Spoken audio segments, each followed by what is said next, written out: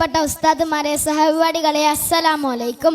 ആദരവ്, ബഹുമാനം എന്നിവ ഏറ്റവും പ്രധാനപ്പെട്ട രണ്ട് കാര്യങ്ങളാണ്.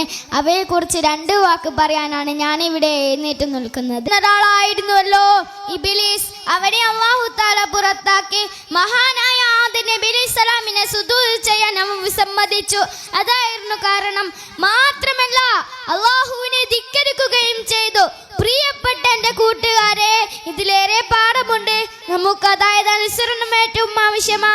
അതിനെ കൂട്ടാകാതെ എത്ര ഉയർന്ന സ്ഥാനത്തിരുന്നാലും അവന്റെ സ്ഥാനം നഷ്ടപ്പെടുമെന്ന് ഈ സംഭവം നമ്മെ ഉണർത്തുന്നത്. നമ്മുടെ മാതാപിതാക്കൾ, ഗുരുവര്യന്മാർ, മുതിർന്നവർ പലരോടും നാം മര്യാദ കാണിക്കേണ്ടതുണ്ട്. എങ്കിൽ മാത്രമേ നമുക്ക് ഉന്നത സ്ഥാനത്തെത്തിപ്പെടാൻ കഴിയൂ.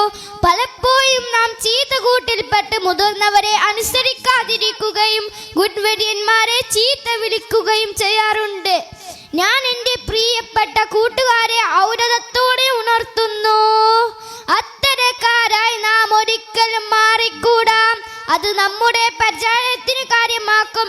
ഒരു മുസ്ലിം എന്ന നിലക്ക് പലപ്പോഴും നാം മര്യാദ കാണിക്കേണ്ടതുണ്ട്. ഇബ്ലീസിന്റെ പാഠം എപ്പോഴും നാം ഓർത്തുകൊണ്ടേ ഇരിക്കണം. ഇത്രയും പറഞ്ഞ് ഞാൻ എൻ്റെ കൊച്ചു പ്രസംഗം നിർത്തുന്നു. അസ്സലാമു അലൈക്കും. നെക്സ്റ്റ്